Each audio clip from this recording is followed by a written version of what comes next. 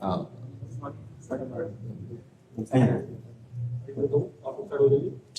आपकी ऊर्जा लेने के लिए ही आए हैं।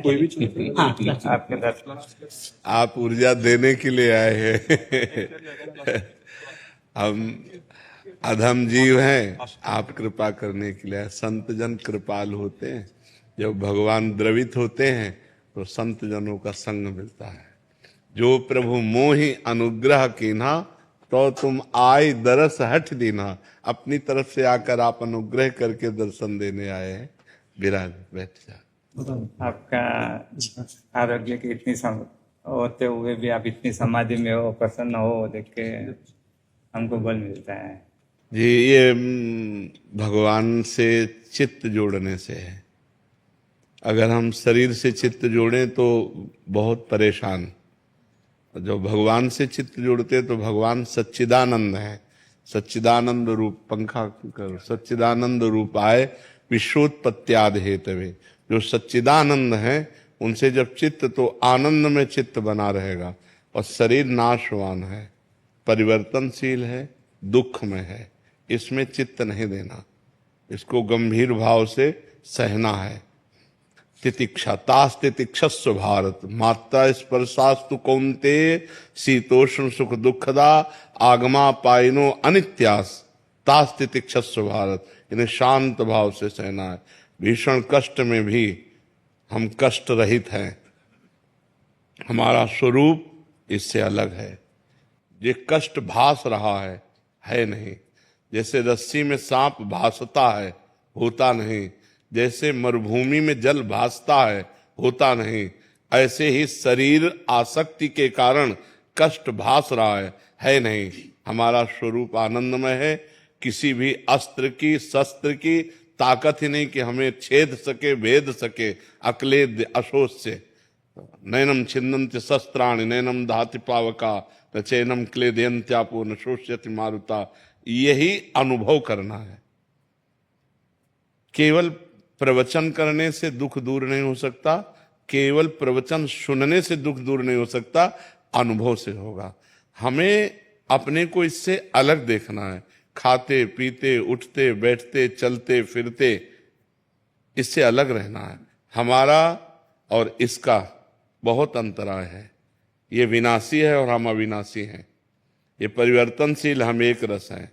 ये जड़ है, हम चैतन्य घन है। हम साक्षी हैं, इसके दृष्टा हैं, बस देख रहे हैं इसमें क्या हो रहा है। जो हो रहा है वो पहले से निश्चित है, कुछ नया नहीं हो रहा है। बस हम तो मगन है। आनंद मगन।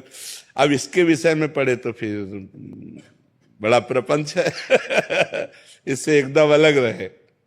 समझ रहे हम, पण वो आचरण में आना धीरे धीरे आ रहे। आचरण नहीं कर रहे, समझ रहे हैं सब। जी, बस प्रवचन तो बहुत हो रहे हैं, प्रवचन सुने भी जा रहे हैं, लेकिन उनको उतारना जीवन में सबसे बड़ी बात है।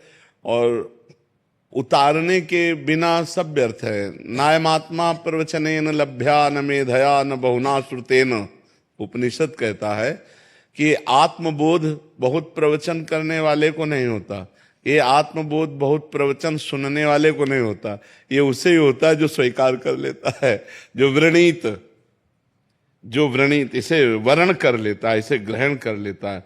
और भगवान कुछ परिस्थितियां ऐसी दे देते हैं कि भागना ही पड़ता है इस शरीर से। अब इस शरीर की ऐसी परिस्थिति दे दी, डायलिसिस, दोनों किडनी फेल, ये परेशानी, वो परेशानी, ये दर्द, तो बस निकलो, इससे निकलो। इसमें फंसना नहीं है। ये मरेगा, ये आज नहीं तो कल मरेगा। तो अपने स्वरूप में आओ। अगर इसकी प्रियता में फंसे तो मरे हो, फिर जन्म पे जन्म, मरण पे मरण, फिर चलेगा। होश में, सावधान। तो भगवान ने हमें कृपा करके सावधान किया, हमको ऐसी परिस्थिति दी कि इससे हटना ही पड़ा। नहीं तो साधना का भी जब हम लेते हैं तो शरीर का पक्ष जोर हो जाता है, क्योंकि इसी से साधना होती है। साधना का भी पक्ष नहीं। साधना होनी है, जितना हम प्रयत्नशील हैं, साधना कर रहे हैं, पर शरीर से करवा रहे हैं, हम नहीं कर रहे हैं। हाँ, ये अभी चला जाए तो हमें इससे हमारी साधना अधूरी नहीं है। हमारी साधना पूरी है, ये अभी नष्ट हो जाए, नाशवान, इसके सहारे थोड़े हम अविनाशी को प्राप्त कर रहे हैं। हम अविनाशी हैं, हम वर्तमान में अविनाशी हैं, हम अविनाशी हैं। हाँ, विनाशी से हमारा जो लगाव हो गया है उसी को हटाना साधना है। विनाशी से जो हमारा लगाव है, अपनापन हो गया है, तदात्म हो गया है, उसी की साधना हम कर रहे हैं। कि इसको कष्ट देते हुए तितिक्षा पूर्वक, जैसे नंगे पैर आप चल रहे हैं या आप विविध प्रकार के तपों को ग्रहण कर रहे हैं, इसके लगाव को काट रहे हैं। लगाव का काट, कि इससे लगाव हटाना है। कि जैसे बोले हम तपस्या की, हमें बड़ा लाभ हुआ, तो क्या लाभ हुआ? लगाव हटा, इससे अपनापन हटा, तदात्म हटा। आप तो जो पूर्ण हैं उसको न कोई लाभ है न कोई हानि है। जो आप पूर्ण है न उसमें कोई लाभ है न कोई हानि है। साधना न होने पर कोई हानि नहीं है पूर्ण में, और साधना होने पर कोई लाभ नहीं है। तो साधना हो किसकी रही? इस लगाव को मिटाने के लिए। शरीर और इंद्रियों का जो संयोग भोगों में होकर सुखानुभूति हो रही, इसी को मिटाना है। और ये मिट गया तो सहज स्वरूप, शंकर सहज स्वरूप समारा, लाग समाधि अखंड पारा। चलते फिरते उठते बैठते हर समय सम स्थिति में जो महापुरुष है वो भगवान को प्राप्त महापुरुष है। और भगवान को प्राप्त करना नहीं है, वो प्राप्त हैं, बस ये लौट कर समझना है। थोड़ा लौटना पड़ेगा। ये जो बहिर्मुख होकर हम जगत में फंस गए हैं, अंतर्मुख होकर के बस उसे लौट कर समझना होगा। बिल्कुल वर्तमान में आप परिपूर्ण हैं, किसी साधन के फलस्वरूप परिपूर्ण नहीं है। वर्तमान में आप परिपूर्ण बस अनुभव करो, इस बात को अनुभव करो, तत्त्वम् असि, तुम वही हो, तुम वही हो जिसकी खोज कर रहे हो। जब खोजने वाले को मिला तो खोजने वाला नहीं रहा। जब खोजने वाला जिससे मिला तो खोजने वाला नहीं रहा, क्योंकि वही था, वही था। दूसरा कोई था नहीं। बस ये अनुभव हो गया तो हर समय क्योंकि आनंदमय अपना स्वरूप है ना, और दुखमय शरीर है, तो दुखमय शरीर से आनंदमय स्वरूप की यात्रा हमारी है। जो मृत्युमा अमृतम गमय, जो मृत्युमय शरीर में हमारी आसक्ति है, इससे हट करके अमृत स्वरूप जो हमारा स्वरूप है, उधर चलने की यात्रा है। उधर लौटना है। अपनी जो मना कष्टान इंद्रियाणी प्रकृति स्थान कर सती, वो परमात्मा स्थान है। इनको लौटाना है, अंतःकरण को समत्व में लाना है। जहां अंतःकरण सम हुआ, संकल्प विकल्प रहित हुआ, आप मुक्त स्वरूप हो। कोई कुछ मुक्त होने के लिए कोई औषधि, कोई तपस्या, कोई साध, आप मुक्त हो, मुक्त थे, मुक्त रहोगे। भाई यही समझने के लिए जो शरीर राग है, जो भोग राग है, जगत राग है, उसी को काटना है, उसी को काटना है। जिस साधन का अभिमान कैसे नष्ट होगा? गुरुजनों की सेवा में। गुरुजनों की सेवा में जब हम रहते हैं तो जो साधन बनता है तो गुरु कृपा से बनता है। जब गुरु कृपा से बनता है तो हम उसमें है ही नहीं, हम उसमें है नहीं। और जब हम उसमें नहीं हैं तो हमको फिर ज्ञान प्राप्त होना शुरू होता है। अज्ञान तिमिरांधस्य ज्ञानांजन शलाकया चक्षुरुन्मीलितम तस्मै श्री गुरुवे नमः।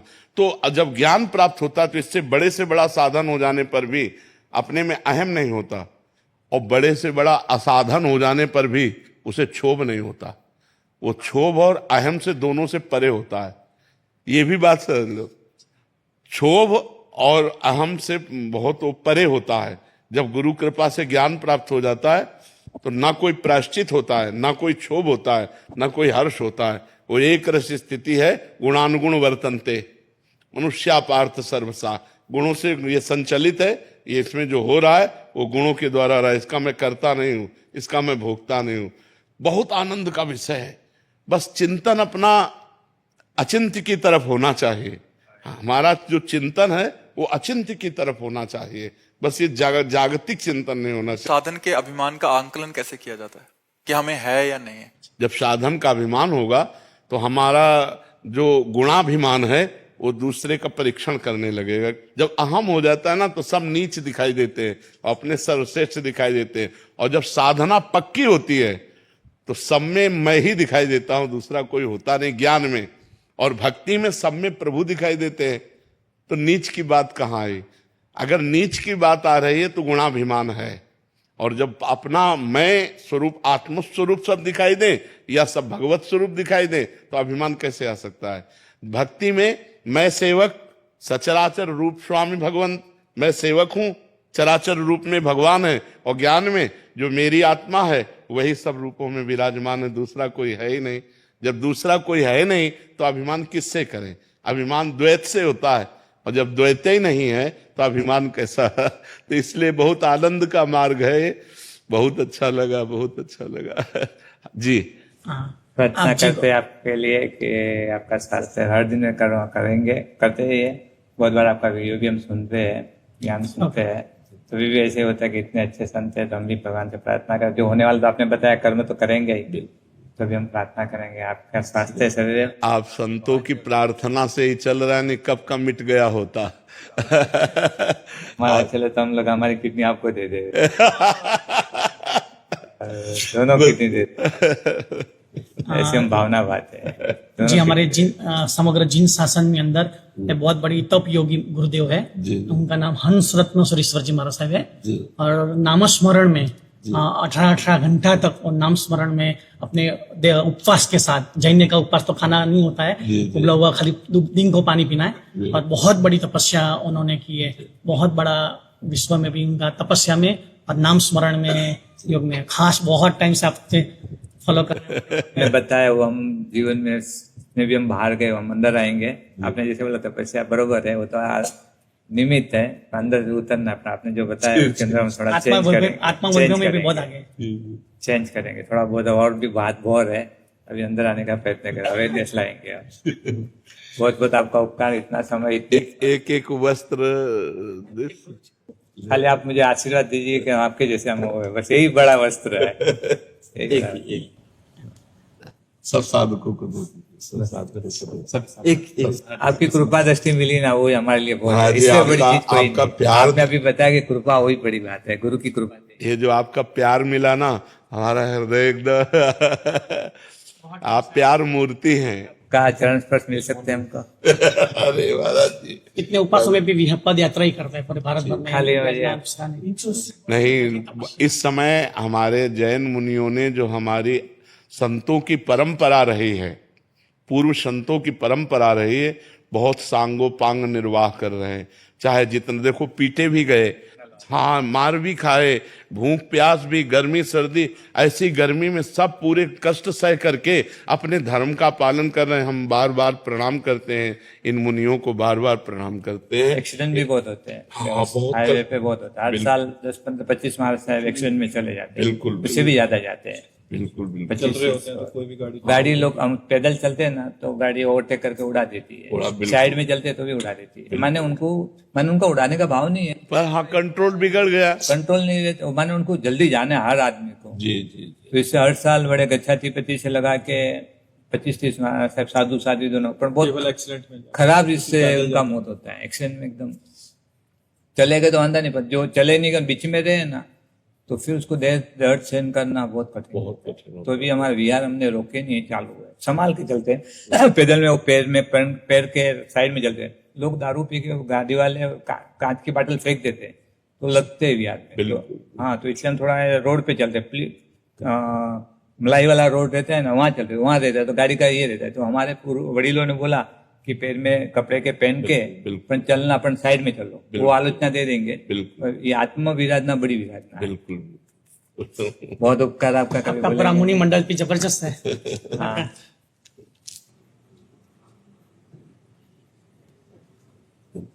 आज माता थोड़ा बहुत सुख मिला, थोड़ा जगह दीजिए। बहुत टाइम दिया आप, सेवा करते रहिए, आज्ञा पे रहिए। जी जी। हाँ, आप प्रणाम करें। संत भगवान को